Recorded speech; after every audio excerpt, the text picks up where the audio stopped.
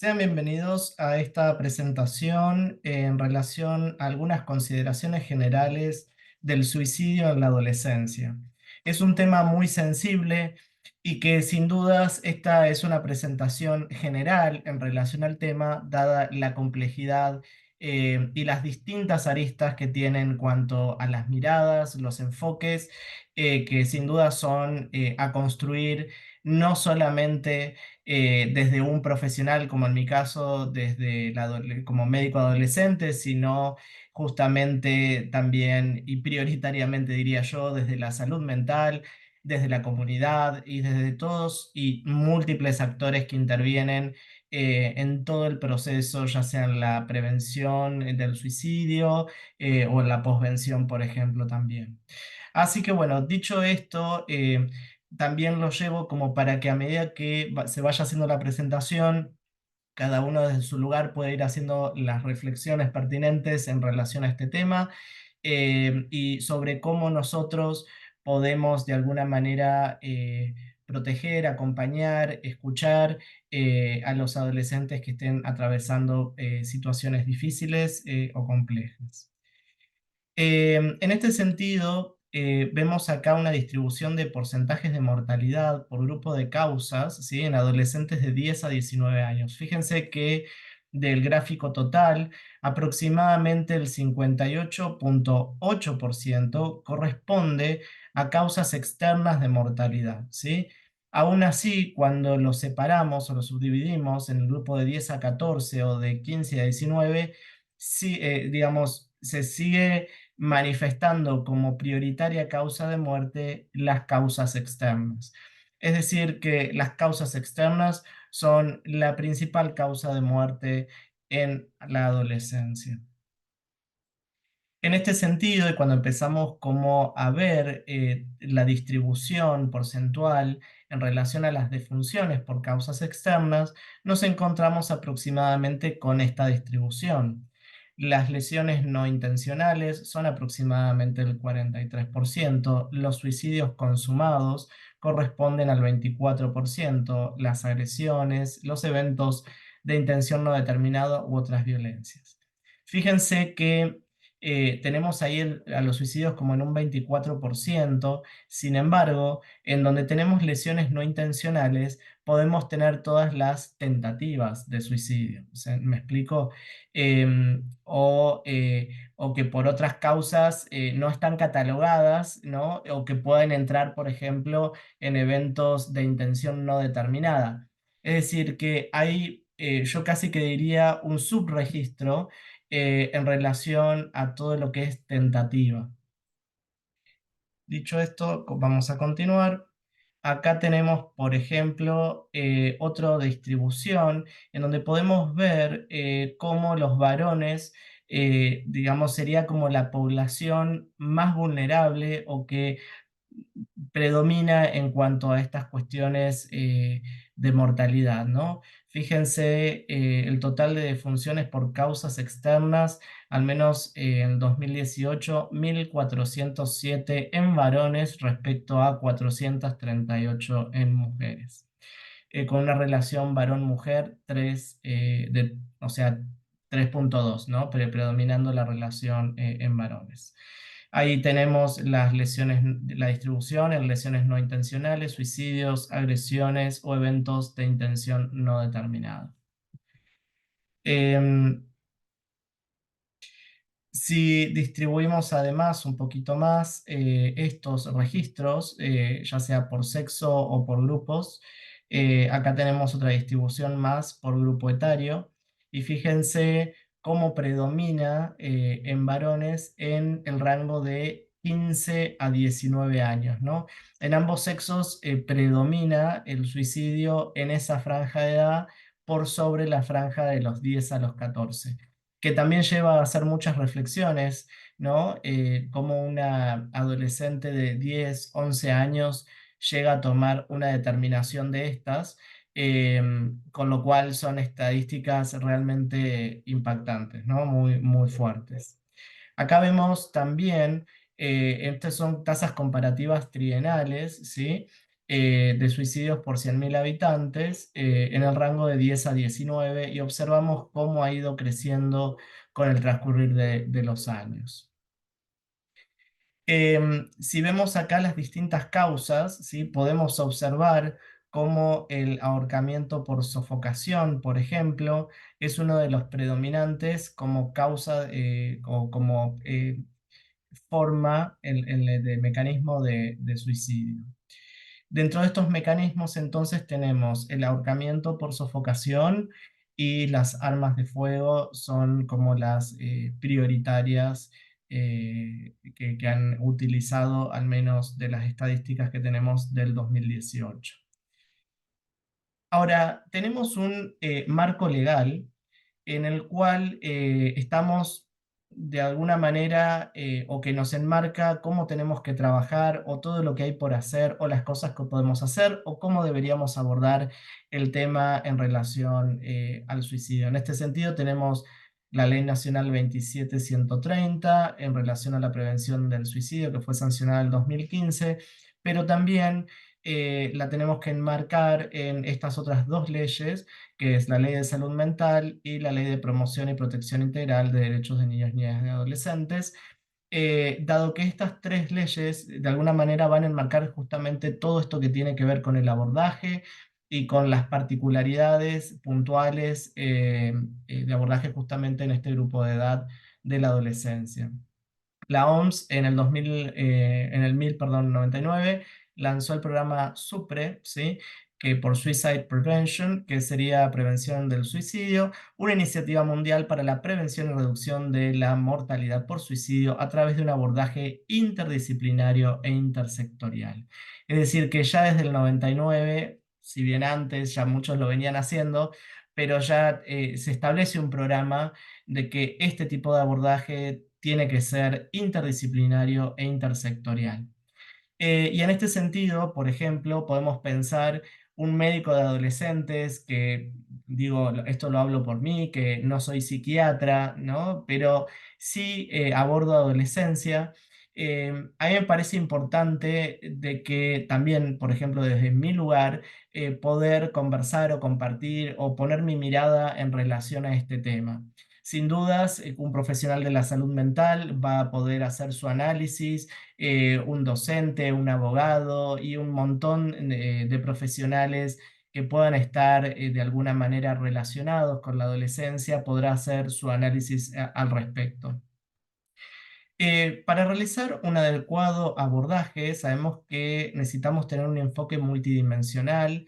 Esto también abarca aspectos culturales, en las cuestiones étnicas de cada región, que tenemos que considerar porque probablemente las tradiciones y todo sean muy variadas si lo pensamos desde Argentina, pero también si lo pensamos en otros países o en otras culturas en donde se manejan cuestiones culturales que son interesantes. En lo personal he tenido la oportunidad de estar en varios países y he observado cómo estas diferencias culturales impactan de manera muy diferente en las poblaciones adolescentes, cosas que en algunas poblaciones son cuestiones aceptadas o muy comunes, en otras son no toleradas directamente. Así que bueno, son cuestiones interesantes como para charlar quizás en otra oportunidad, en otro momento. Bueno, la interdisciplina, la intersectorialidad y la participación comunitaria sin dudas son clave. Entonces se entiende como suicidio como un fenómeno multicausal en el que interactúan factores del orden individual, pero también va asociado a lo familiar, social y comunitario, ¿no? Son muchas cosas que estarían relacionadas. Ahora, si nos ponemos a pensar desde el punto de vista de la violencia autoinfligida, podemos pensar una violencia autoinfligida con intención suicida, ¿sí? En este caso está asociada a una ideación suicida franca e incluye pensamientos suicidas, intentos de suicidio y suicidio consumado. Esto cuando hablamos con adolescentes, lo vemos como en el discurso de toda la planificación del acto, que es lo que nos tiene que alertar.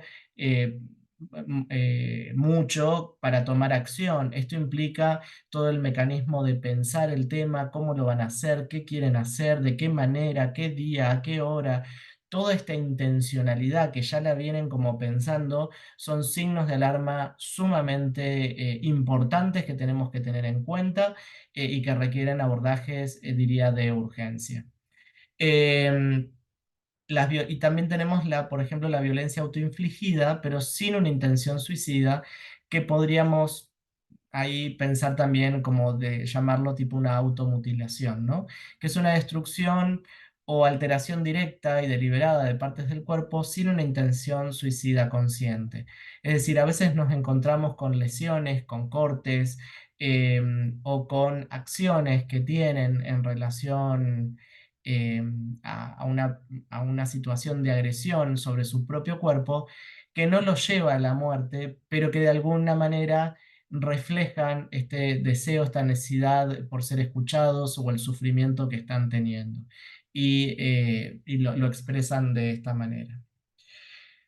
Em, Acá tenemos otra clasificación, entonces, o un poco, digamos, como redondeando esto que venimos conversando, tenemos por un lado la ideación suicida, que se refiere a pensamientos acerca de suicidarse con diversos grados de intensidad y elaboración, ¿no? Esto tiene que ver con todo eso del pensamiento, del qué, el cómo, todas estas cuestiones.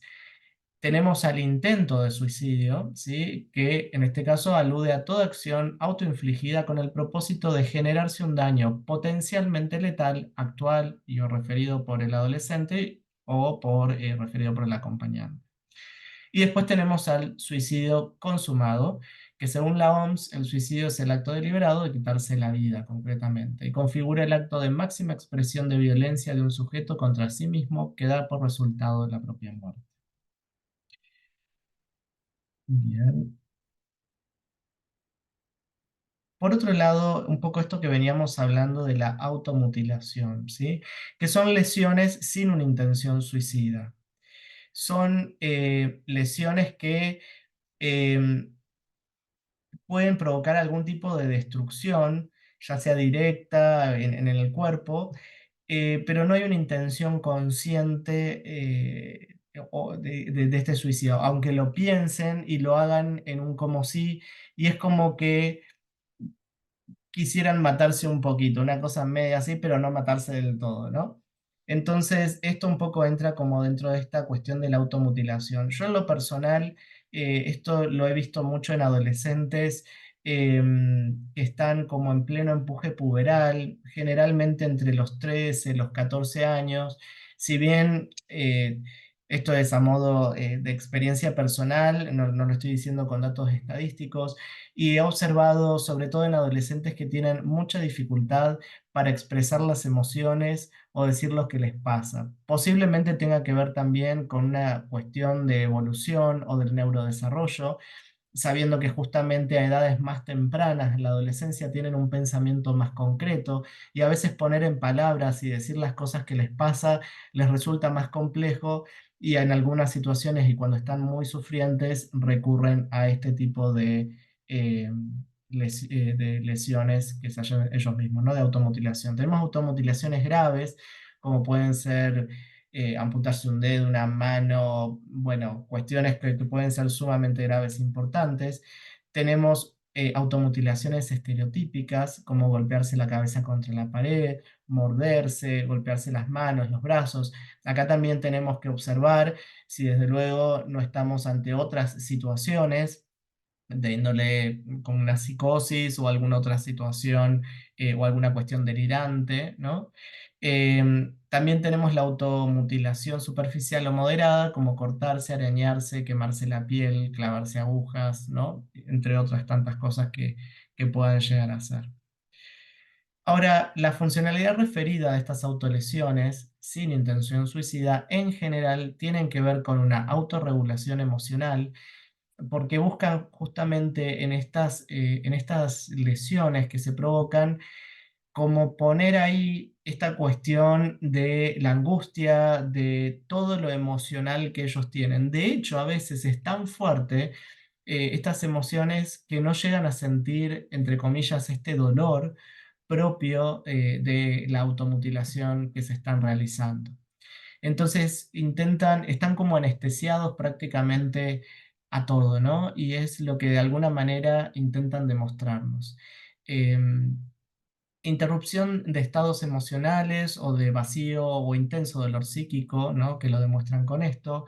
También puede corresponder a un deseo de pertenecer a grupos de pares que realizan estas conductas como modo de agrupamiento, porque a veces nos encontramos con adolescentes en donde es como un cierto rito la cuestión de la mutilación, el daño, la cicatriz o alguna herida o algo que implica sensación de pertenencia. Es decir, si lo haces, perteneces como a este grupo, ¿no? Que esto entraría como otra categoría porque quizás no va con una cuestión, como bien dice ahí el título, con una intención suicida, sino que tiene que ver con una mutilación por una cuestión de pertenencia de grupo. Las autolesiones suelen estar orientadas a producir en general un efecto de descarga cuando estamos hablando de estas cuestiones emocionales o de regulación de esta angustia. Es importante destacar que las ideas de muerte surgen de un proceso donde no siempre la motivación es la muerte, ¿sí? Sino un llamado a aliviar un sufrimiento psíquico inexpresable en palabras o que no encuentra un interlocutor o una manera rudimentaria y primitiva de aliviar una tensión interna inexpresable de otra manera. ¿Qué es esto lo que les decía? Que como no pueden a veces poner en palabras, no les sale, no tienen con quién expresarlo, no lo pueden hablar, o bien lo han intentado hablar y no han sido escuchados, ¿sí? Ese sufrimiento tan intenso lo ponen, por ejemplo, como una autolesión. Ante, ante un presente caracterizado por la fragilidad de los sentidos constituidos y el debilitamiento de los lazos sociales, la violencia autoinfligida con una intención suicida en la adolescencia puede ser leída a partir de una dificultad de los sujetos de constituirse con relación a un sentido, ¿sí? Se trata de búsquedas desesperadas, extremas, en las que algunos jóvenes, cada quien desde su singularidad, ponen en juego su existencia procurando descubrir o alcanzar razones para vivir.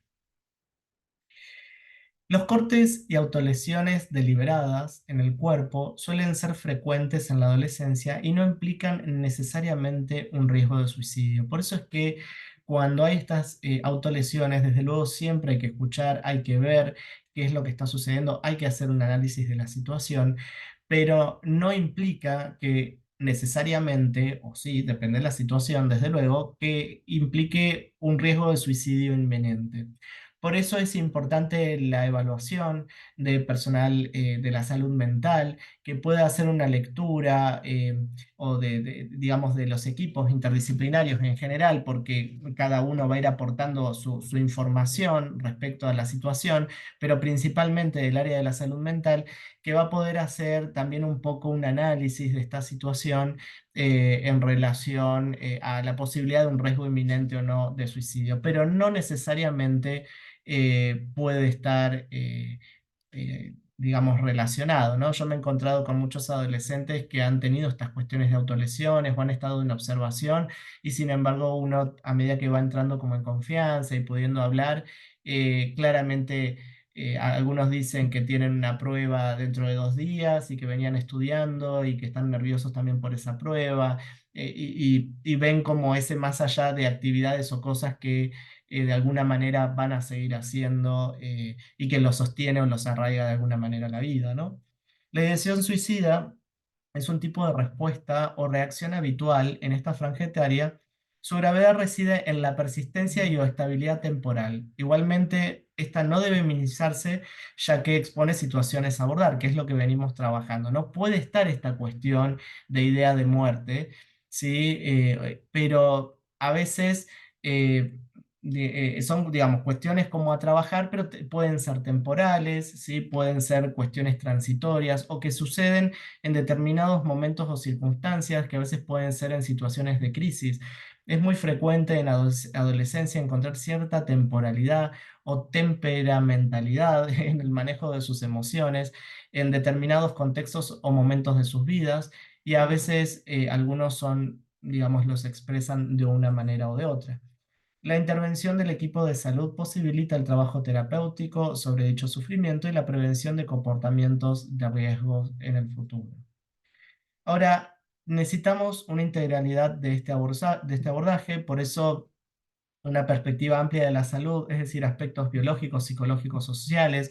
Yo he tenido algunos pacientes que han estado en situaciones de mucha angustia y han tenido que ver con situaciones como sospecha de embarazo, sospecha de alguna infección de transmisión sexual, o de situaciones que a veces se pueden resolver de otra manera, pero que sin embargo en sus cabezas maquinaban y pensaban un montón de cosas en relación a esto. Entonces, por eso es muy importante ver no solo lo psicológico, no solo lo biológico, no solo lo social, sino poder integrar eh, estas miradas para hacer un abordaje integral. También la complejidad y la multicausalidad del fenómeno de la violencia autoinfligida, ¿sí? Dado que operan factores de orden individual, familiar, social y comunitario, por eso es que es importante este abordaje más global.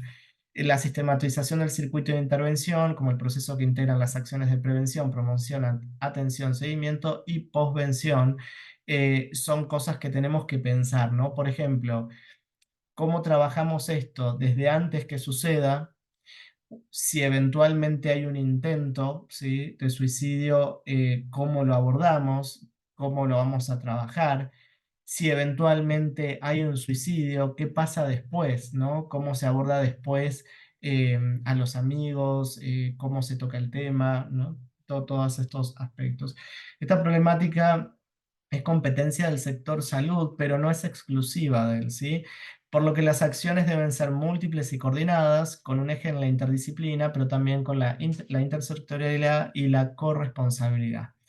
Porque si bien a veces los adolescentes van a llegar al sistema de salud para atención, para abordaje, pero muchas de estas situaciones posiblemente se podrían haber captado antes. Hay muchos actores en la comunidad, en las familias, en los colegios, en los clubes, amigos, vecinos, mucha gente que podría haber visto situaciones antes o se podría haber actuado de una manera anterior, ¿no? Generalmente ninguna causa o situación estresante es suficiente para explicar un acto suicida. Con mayor frecuencia, varios factores de riesgo actúan acumulativamente para aumentar la vulnerabilidad de un individuo al comportamiento suicida. Al mismo tiempo, la presencia de factores de riesgo no necesariamente conduce a un comportamiento suicida. Por ejemplo, no todos los que padecen un trastorno mental se suicidan. Y la OMS propone tres tipos de estrategias de intervención. Estas pueden ser universales, selectivas o indicadas, ¿sí? Si vamos a las universales, estas son diseñadas para llegar a toda la población, como por ejemplo favorecer el acceso a la salud, promover la salud mental, reducir el consumo de alcohol, promover la información. Esto si nos ponemos a pensar, cuando hablamos de la prevención del suicidio desde un punto de vista, por ejemplo, de la salud, implica hacer los controles de salud regular, ¿no? Que los adolescentes puedan ir a los controles de salud regular, que puedan tener un espacio, un momento para conversar y decir las cosas que les pasan, porque esa puede ser una oportunidad también de captación, a modo de ejemplo, ¿no? Pueden ser selectivas, es decir, dirigidas a aquellas personas o grupos en situación o personas que han sufrido traumas o abusos o afectados por conflictos o desastres familiares o, perdón, o conflictos así familiares de personas o que cometieron algún tipo de suicidio, por ejemplo, mediante servicios de asesoramiento y contención o líneas telefónicas, es decir, como ya actuar sobre algo que estamos viendo que está operando con cierta intencionalidad suicida o que están dados múltiples factores que pueden desencadenar intentos de suicidio, por ejemplo. Y tenemos indicadas, ¿sí? En donde están, en este caso están dirigidas a personas con situaciones de vulnerabilidad específicas, como intentos de suicidio previos, mediante apoyo de la comunidad, bueno, todo lo que tiene que ver ya más, un poco más como con el individuo. Y esto también habla de las singularidades de intervención, porque desde el punto de vista de abordajes más generales, vamos a pensar estrategias justamente globales, algo que pueda servir medianamente para toda la población o la gente o el grupo, digamos, con el que estemos trabajando. Pero en este otro sentido estamos hablando de indicaciones muy precisas y que probablemente tengan o se apliquen solamente para esa situación en particular. Podemos ver distintos modelos como de comprensión que puedan tener que ver con el abordaje o cómo podemos interrelacionar distintos aspectos que van a hacer este abordaje. Esto es a construir, esto es interesante también como para trabajarlo en talleres, en relación a cómo podemos alinear o trabajar estos modelos de prevención, o de análisis en relación a la temática del suicidio, en este caso en la adolescencia. Por ejemplo, podemos construir un árbol de problemas, ¿sí?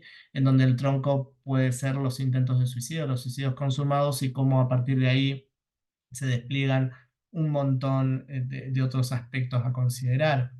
O podemos tener un diagrama más como de espina, ¿sí? Tipo de espina de pescado, con cómo distintas acciones o factores van confluyendo para que o que culminen esto desde un punto de vista del análisis, ¿no? Que haya llevado a una persona a tomar, por ejemplo, esa decisión.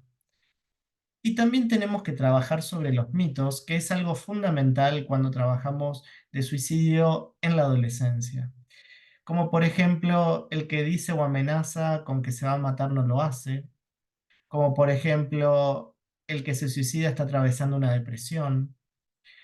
Hablar con una persona sobre sus intenciones de matarse incrementa el peligro, ¿sí? Todos estos son mitos. El suicidio no se puede prevenir porque ocurre por impulso o sucede sin advertencia. Él o la que intenta suicidarse es un cobarde o un valiente. Los niños no se suicidan.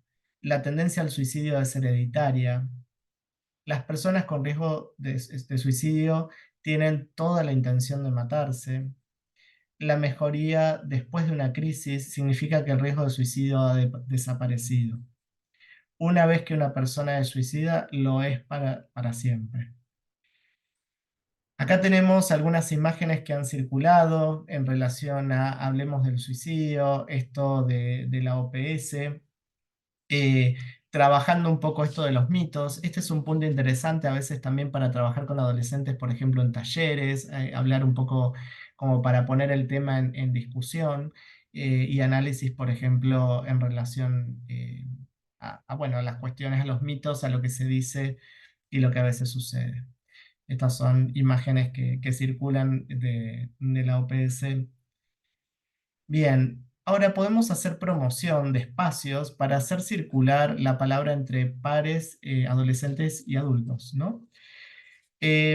Como por ejemplo talleres participativos, foros, mesas redondas de adolescentes, donde se trabajen estos temas, articulación con escuelas, organizaciones juveniles, clubes, centros de recreación, murgas, identificación de temas de interés y diseño participativo de actividades, identificación y formación, perdón, de adolescentes tutores o acompañantes líderes. Esto tiene que ver justamente con preventores juveniles, adolescentes que tengan ciertas estrategias o conocimientos de salud mínimos como para poder tener esta mirada preventiva o de acompañamiento de sus propios pares, como justamente para fomentar la captación de situaciones de riesgo a través de pares, difusión de recursos culturales, recreativos y educativos para adolescentes, implementación de dispositivos de asesoría de salud integral.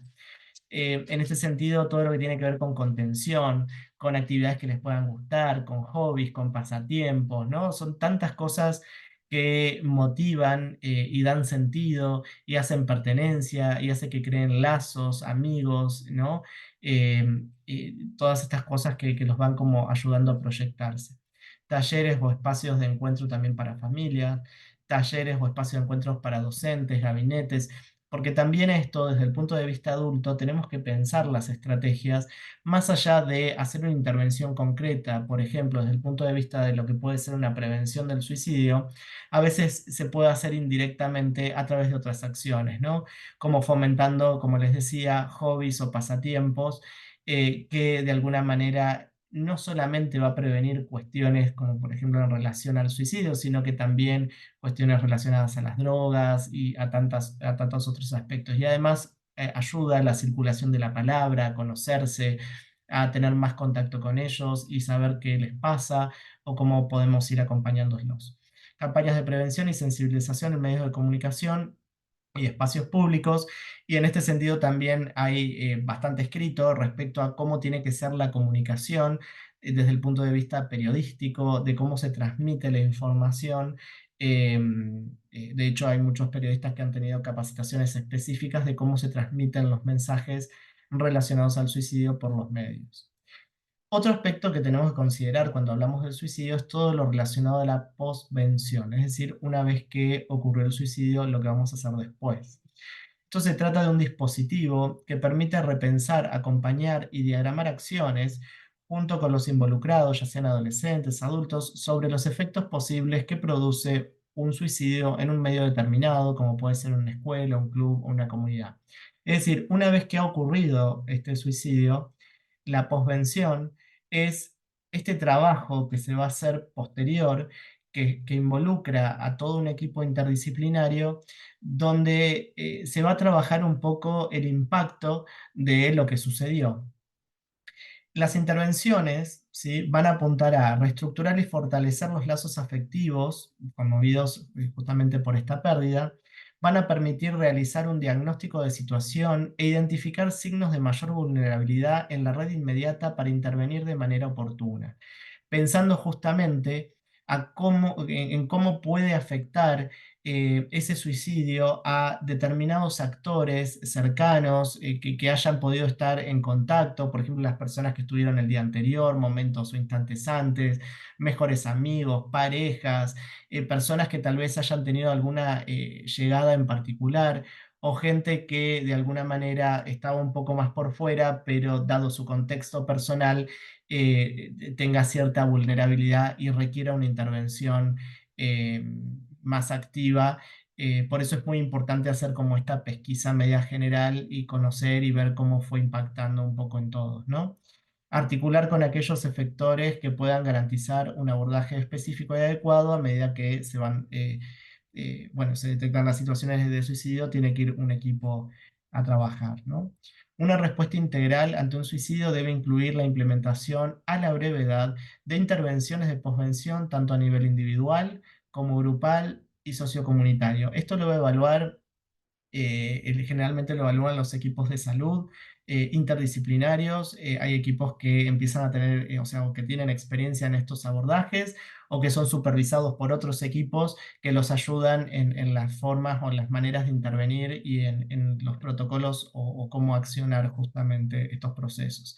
Se debe considerar intervenir a partir de las 48-72 horas posteriores al evento y en un plazo de hasta 2 meses aproximadamente, y mantener un seguimiento de 2 años como mínimo es una recomendación de la OPS, considerando que otros factores como la vulnerabilidad psicosocial por crisis socioeconómicas, sanitarias, en fin, pueden hacer que esta se extienda hasta lo conveniente para los responsables de la intervención, porque a veces pueden ser cuestiones que vienen como arrastradas o realidades que proyectan como cierta cuestión más como en el largo plazo y que requieran como abordajes un poco más continuados a lo largo del tiempo.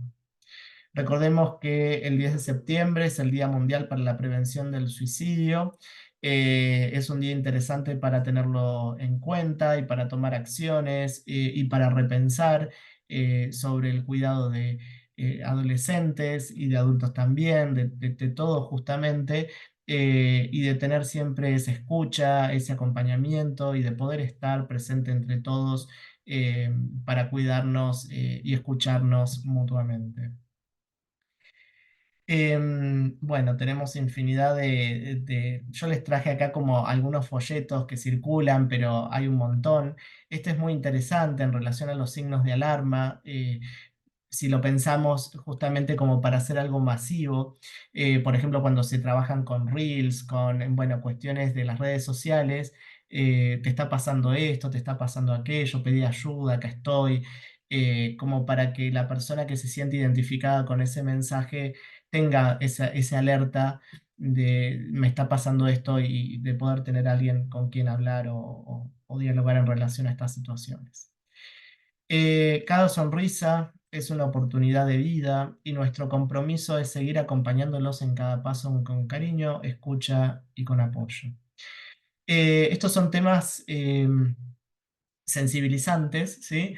Yo les recomiendo de que lean estos temas y que también que sigan con otros que nos brinden mucha esperanza respecto de todas las cosas positivas y todo lo que podemos hacer en pro de ayudar a los adolescentes a ser escuchados y a que puedan desarrollar todos los proyectos de vida que se propongan.